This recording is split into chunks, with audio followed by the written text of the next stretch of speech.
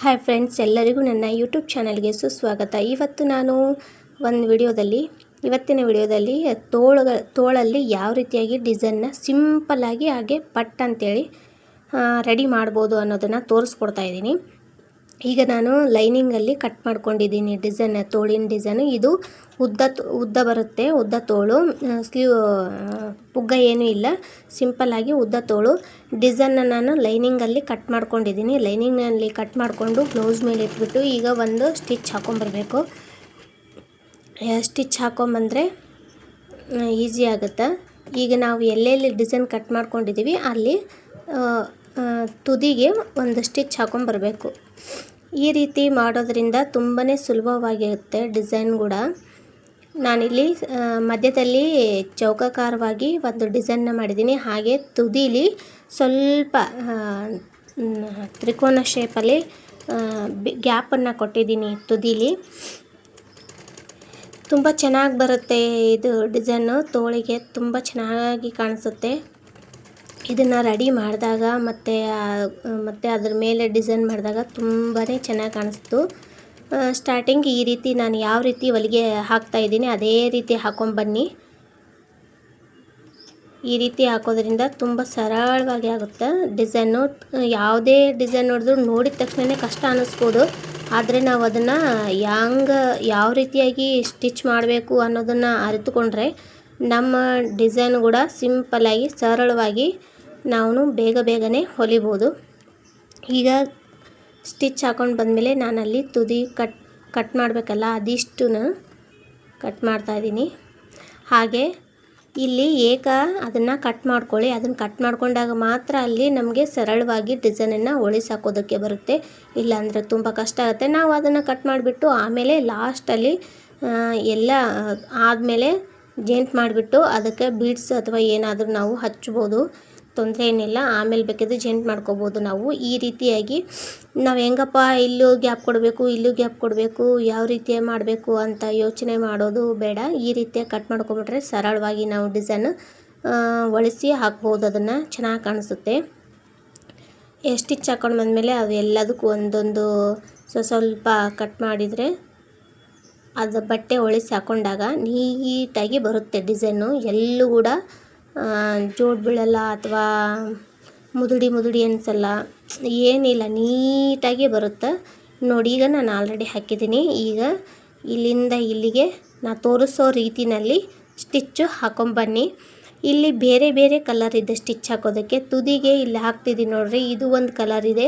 ಮತ್ತು ಮೇಲ್ಗಡೆ ಬಂದಾಗ ಅಲ್ಲೂ ಒಂದು ಕಲರು, ಡಬಲ್ ಕಲರ್ ನಾನು ದಾರನ ಯೂಸ್ ಮಾಡಿಕೊಂಡು ಇದಕ್ಕೆ ಸ್ಟಿಚ್ ಮಾಡ್ತಾಯಿದ್ದೀನಿ. ಮೇಲ್ಗಡೆ ವೈಟ್ ಕಲರ್ ಹಾಕಬೇಕು, ಕೆಳಗಡೆ ಸ್ವಲ್ಪ ಗೋಲ್ಡ್ ಕಲರ್ ಹಾಕಬೇಕು.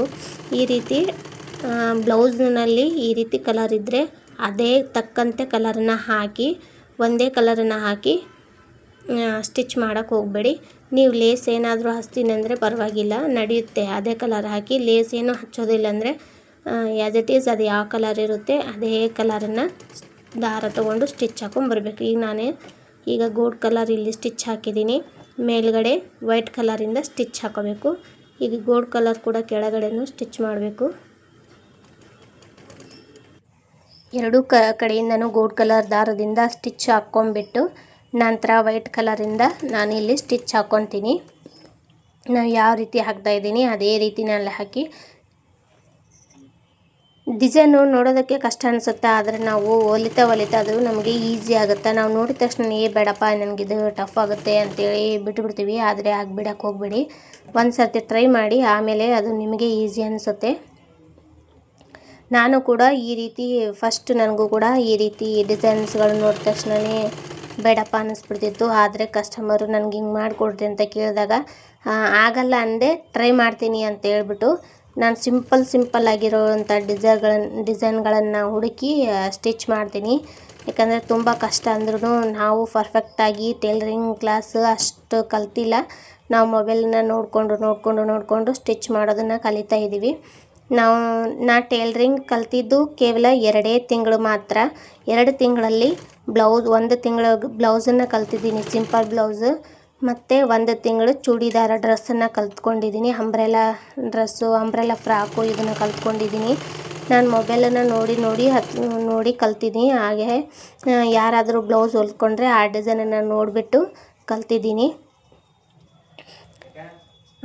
ಯಾರಾದರೂ ಡಿಸೈನ್ ಬ್ಲೌಸ್ ಇತ್ತಂದರೆ ಅದನ್ನು ತಂದುಬಿಟ್ಟು ಅದನ್ನು ಹೆಂಗೆ ಕಟ್ ಮಾಡಬೇಕು, ಸ್ಟಿಚ್ ಮಾಡ್ಬೇಕಂತ ನೋಡಿಕೊಂಡು ಅದೇ ಡಿಸೈನನ್ನು ನಾನು ನನ್ನ ಬ್ಲೌಸ್ಗಳಿಗೆ ಮೊದಲು ಹೊಲ್ಕೊಂಡೆ. ಅದು ನಂತರ ಆ ಡಿಸೈನ್ ಚೆನ್ನಾಗಾಗಿದ್ದ ತಕ್ಷಣ ಇದು ಹೀಗೆ ಬದಲೆರಡು ಡಿಸೈನ್ ನೋಡಿಬಿಟ್ಟು ತಂದು ನಾನು ಫಸ್ಟು ಚೆನ್ನಾಗಿ ಅನಿಸುತ್ತೆ ಅಂದರೆ ನನ್ನ ಕಸ್ಟಮರಿಗೆ ಈ ಡಿಸೈನ್ ಇಡ್ತೀನಿ ಚೆನ್ನಾಗಾಗುತ್ತೆ ಅಂತ ಹೇಳ್ತೀನಿ. ಹ್ಞೂ ಅಂದರೆ ಅದೇ ಡಿಸೈನನ್ನು ಇಟ್ಟು ಸ್ಟಿಚ್ ಮಾಡಿಕೊಡ್ತೀನಿ. ಹಿಂಗೆ ಕಲಿತು ಇವತ್ತು ಈ ಮಟ್ಟಕ್ಕೆ ನಾನು ಹೊಲಿಗೆ ಕಲಿಯೋದನ್ನು ಕಲ್ತಿದ್ದೀನಿ.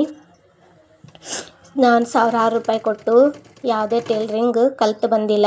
ನಾನು ಕಲ್ತಿದ್ದು ಕೇವಲ 2 ತಿಂಗಳು. 2 ತಿಂಗಳಲ್ಲಿ ಕಲಿತ್ಬಿಟ್ಟು ಇಷ್ಟೊಂದು ಸ್ಟಿಚ್ ಮಾಡ್ತಾಯಿದ್ದೀನಿ. ಈಗಿನ ಕಾಲದಲ್ಲಿ ಟೈಲರಿಂಗ್ ಕಲಿಯೋದಂದರೆ ತುಂಬಾ ರೇಟ್ ಇದೆ. ಆದರೆ ಈಗ ಎಲ್ಲ ಟ್ರೆಂಡ್ ಏನೇನು ಬಂದಿದೆ ಎಲ್ಲದನ್ನು ಕಲಿಸ್ಕೊಡ್ತಾರೆ. ಆದರೆ ನಾವು ಈಗಿನ ಏನೂ ಕಲ್ತಿಲ್ಲ. ಹಳೆ ಕಾಲದ್ದು ಏನಿದೆ ಅದಷ್ಟೇ ಕಲ್ತಿದ್ದು ನಾವು. ನೋಡಿ ಈ ರೀತಿ ಎಲ್ಲ ಕಡೆ ಸ್ಟಿಚ್ ಹಾಕೊಂಡು ಬಂದಮೇಲೆ ಈಗ ಮಧ್ಯದಲ್ಲಿ ನಾವು ಗ್ಯಾಪ್ ಕೊಟ್ಟಿದ್ದೀವಿ ಅದನ್ನು ಸ್ಟಿಚ್ ಹಾಕೊಂಡ್ಬಿಟ್ಟು ಅದ್ರ ಮೇಲೆ ಯಾವುದಾದ್ರೂ ಒಂದು ಬೀಡ್ಸ್ ಹಚ್ಚಿಬಿಟ್ರೆ ಇನ್ನೂ ಚೆನ್ನಾಗಿ ಕಾಣುತ್ತೆ. ಮತ್ತು ಇಲ್ಲಿ ತುದಿನಲ್ಲಿ ಒಂದು ಗ್ಯಾಪ್ ಕೊಟ್ಟಿದ್ದೀನಿ. ಆ ಗ್ಯಾಪಲ್ಲಿ ನೋಡಿ ಈ ರೀತಿ ಬೀಡ್ಸ್ ಹಚ್ಚಿಬಿಟ್ಟು ಈ ಗ್ಯಾಪಲ್ಲಿ ಏನು ಕೊಟ್ಟಿದ್ದೀನಿ ಗೋಲ್ಡ್ ಕಲರ್ ತುದಿನಲ್ಲಿ ಐತಲ್ಲ ಅಲ್ಲಿ ಅವರು ಕಸ್ಟಮರ್ ಬೇಕು ಅಂದರೆ ಒಂದು ಕುಚ್ಚನ್ನು ಮಾಡಿ ರೆಡಿಮೇಡ್ ಕುಚ್ಚು ಸಿಕ್ಕರೆ ತಂದು ಹಚ್ಚಿದ್ರು ಇನ್ನೂ ಚೆನ್ನಾಗಿ ಕಾಣಿಸುತ್ತೆ. ಅವ್ರು ಬೇಡ ಅಂದ್ರೆ ಅದಕ್ಕೋಸ್ಕರ ನಾನು ಹಚ್ಚಿಲ್ಲ. ಅದು ಕುಚ್ಚು ಹಚ್ಚಿಬಿಟ್ರಂತೂ ಇನ್ನೂ ಲುಕ್ಕು ಕಾಣುತ್ತೆ ಇದು ಸ್ಲೀವ್ಸು. ಈ ವಿಡಿಯೋ ಇಷ್ಟ ಆಗಿದ್ದರೆ ದಯವಿಟ್ಟು ಲೈಕ್ ಮಾಡೋದನ್ನು ಮಾತ್ರ ಮರಿಬೇಡಿ. ಹಾಗೆ ನನ್ನ ಚಾನಲನ್ನು ಸಬ್ಸ್ಕ್ರೈಬ್ ಮಾಡಿಕೊಂಡು ಇದೇ ರೀತಿ ನೋಡ್ತಾಯಿರಿ ಅಂತ ಹೇಳ್ತಾ ಇವತ್ತಿನ ವಿಡಿಯೋ ಮುಗಿಸ್ತಾ ಇದ್ದೀನಿ.